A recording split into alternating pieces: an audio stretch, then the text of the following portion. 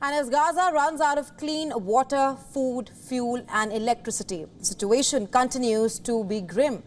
And now the Israeli army has once again offered a window to civilians to escape from the north and move to the southern part of the Gaza Strip.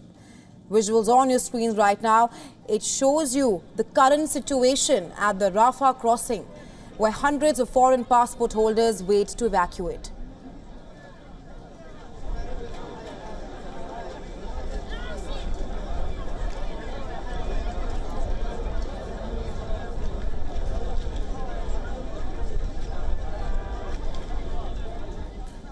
Since Hamas's surprise attack on October 7th and Israel's retaliatory fire thereafter, the IDF has kept the two border crossings along the Gaza Strip blocked. While the first crossing opens into the Israel's southern crossings in Rafah connects Gaza to Egypt. The Rafah border is the only viable outlet to get people out of the enclave and bring supplies into it. Hence, in the wake of possible ground incursion, the Israeli Defense Forces will now open the Rafah border crossing between 9 a.m. local time till 12 p.m. local time, allowing northern residents to move south and foreign nationals to cross the Egypt border and evacuate the war zone. Israeli Defense Forces military personnel announced on social media that the movement through the Rafah crossings are normally extremely limited. Only Gazans with permits as well as foreign nationals are able to use it to travel between Gaza and Egypt. But the border has been effectively sealed and shut in recent days. While the Western efforts to reopen the crossing and evacuate the nationals from Gaza continued over the weekend, with the U.S. advising Americans in the Strip to move closer to Rafah in case the crossing opened. Meanwhile, hundreds of Palestinians with foreign passports have also flocked to the border but have been left sitting in the streets for hours.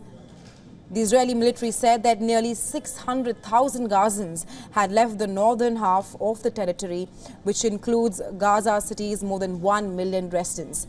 Some Palestinians who went south said that they were heading back north because they were attacked wherever they went. The Commissioner General of the UN Agency for the Palestinians announced that the intergovernmental organization's relief operations in Gaza are on the verge of a collapse, while the civilians loom under severe humanitarian crisis. And as Israel-Hamas war enters day 10, the biggest concern remains that will Rafah crossing offer hope to the Palestinians?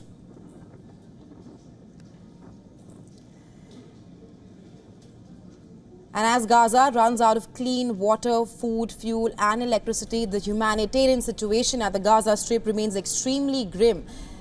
Well, as you can see on your screens, thousands of Gazans are standing there at the Rafah border waiting for the Rafah border to be opened so that they can evacuate from the area there. Thousands of Gazans have also displaced themselves from the north of Gaza to the south amid a looming threat of an Israeli ground incursion.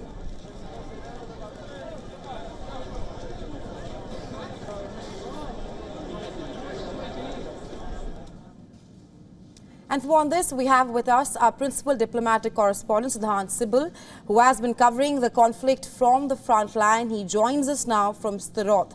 Siddhant, just a short while ago, we saw thousands of Gazans standing at the Rafah border there, waiting for the border to be reopened. What can you tell us? Well, yes, when it comes to opening of the crossing, that helps a lot in terms of the ongoing humanitarian crisis. But the Israeli Prime Minister's office just a short while ago made it clear that there is no ceasefire. Now, it is, of course, a very politically tricky situation for the Israeli Prime Minister Netanyahu, because if he is not seen taking strong action, then that, of course, can jeopardize his political career. Just a few months ago, we saw he was facing large-scale protests over judicial reforms. But essentially, on ground where I'm standing in Sderot. This is the nearest border town where one can travel, and just few kilometers away from this place is Gaza, where of course we know that the Israeli forces have been pounding, and of course that has been leading to a humanitarian crisis as well. But here on the ground, if I can talk about, show you the situation as well. So this is Zerot, which was the ground zero where the attack took place, and if I can show you, this is almost a ghost town. There are almost no presence or civilians. A lot of security personnel, of course, present in full force. If my camera person can zoom in and showcase you the presence of the security personnel. Beyond this begins Gaza, just few kilometers from this place. This is the first checkpoint where I'm standing, where from where of course you just can't go. There is a lot of security, and if my camera person can also show you something else, a vehicle, that white vehicle which you can see, if my camera person can really zoom in and showcase you, that's a bullet-ridden car. One of the tires of the car has been removed as well. That now has become a security point, the security checkpoint. But that was one of the vehicles that came under the attack when there was this launch of the terror attack by Hamas in this area. The Hamas militants came from this side and entered into Zerot city. So I'm essentially standing between the Gaza area, the Gaza Strip, and that kind of a buffer zone today, and the Zerot city. Now, this is a city which is a ghost city. We traveled to this place yesterday as well, and it's seen as very unsafe as well. This has been a city which has been at the center of many rocket attacks as well. And in fact, one thing I would like to show you, something you can't see, but I can still point at you. The place here, this is a burnt paddy field. I do not know the reason why it's burnt. It could be anything. But in this paddy field, there are bodies of several Hamas militants still lying. We went in that area and we saw the bodies of the Hamas militants decomposing in that part. So the stench of death is very visible on the ground here in Zerot, and this is the place where we came under the rocket attack yesterday as well. So the security, of course, has been increased. We have seen again tanks as well, and now I can hear the buzzing of the planes as well, something that is again another normal here in southern part of Israel.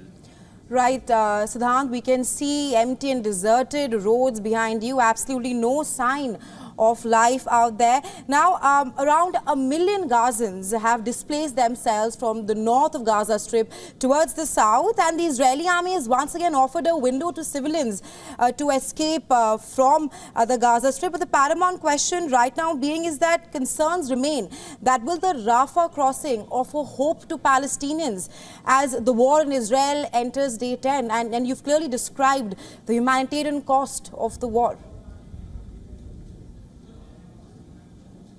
Well, there is a humanitarian cost to the war that is very visible in Gaza, and of course this side of the border as well, where not only 1,400 Israelis have died, but there are many who have been taken hostages. Approximately 150 is the number, and almost on a daily basis the family members of these hostages have been holding protests in Tel Aviv, from where we have come. But I would again like to show you the entire location here, because the uneasy calm here on the ground, completely empty roads give you a different feeling by just being present here. This road, the straight road, you just can't go in that road. This is perhaps one of the locations from where the Hamas militants entered Zerot, and Zerot completely, as we have been talking about, has been a ghost town. And I can hear again the buzzing of perhaps some aircraft over me, but essentially this is the new normalcy. There are several angles to it. War is never an easy thing. It is, of course, something that leads to a lot of losses, and on the both sides we have seen losses. Today here on the ground, I can only say that since yesterday I do see a sense of normalcy. I saw a lot of jam in Tel Aviv, something that was missing in past few days, but speaking to people in Tel Aviv, a lot of anger. They, of course, are not really happy over the ongoing development, and they have been pressing their government, in fact, to take strong action. The only big question now remains is that when will there be a ground offensive by the Israeli side, something that is given, but will there be a back-channel diplomacy is another focus area. We know that the Americans have been doing a lot of shuttle diplomacy. The American Secretary of State was in Tel Aviv. He traveled to other Arab capitals as well, and focus is to make sure that the situation diffuses. Yes, Siddhant, we can also see live visuals of the trucks crossing the Rafah border, as Israel has given a 4-hour window for people to cross the Rafah border right now.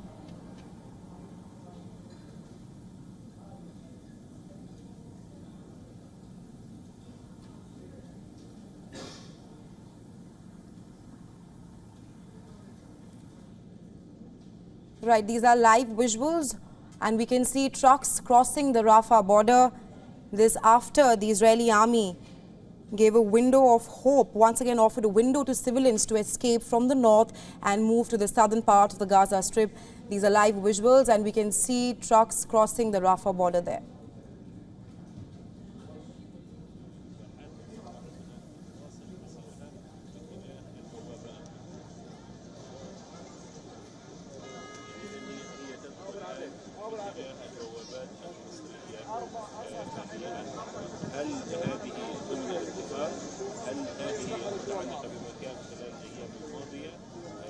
And getting back to principal diplomatic correspondent Siddhant Sibal, who is reporting for us from ground zero. Siddhant, we can see live visuals of the trucks crossing the Rafah border there as Gaza runs out of clean water, food, fuel and electricity. The UN has clearly alarmed that there is a humanitarian crisis that looms for the Gazans right now. Well, today the big focus remains on the humanitarian situation on the ground. The opening of the Rafah border is, of course, seen as a respite and a relief for many, but many would say that still this is not enough, because what we have seen in the past few days is increasingly the situation on the ground in Gaza deteriorating. Now, of course, there are heavy vehicles. I can show you, if my camera person can show you, the heavy vehicles being taken through the streets of Zedrot, and these are normal things now here, and in fact nobody is perturbed as well. In fact, I can talk about myself that when the first day when I saw the sirens blaring in Tel Aviv, it was a scary feeling. When the first time I saw the rockets here, it was a scary feeling, but gradually it has been internalized. People really don't care. At some point sirens do blare. People actually have frankly normalized so much that they don't much move, they don't run around, but essentially the focus is right now, as we have been talking about, first of course in Israel, the release of the hostages and how there can be a response to what Hamas has done. And on the Gaza side, there is of course focus on humanitarian situation. While the Hamas threat remains, it looks like increasingly the world has been very vocal, not only the Arab capitals but also Western capitals. In fact, US President Joe Biden himself making remarks on the Palestine issue, how of course the situation can be bad. In fact, he said in an interview that Gaza should not be occupied by Israel. So what will be the response of the Israeli government in next few days is something that is being carefully watched. Yes, Siddhant, thanks very much for joining us from Ground Zero with all the live visuals and updates from Sderot. Stay safe. We'll get back to you shortly.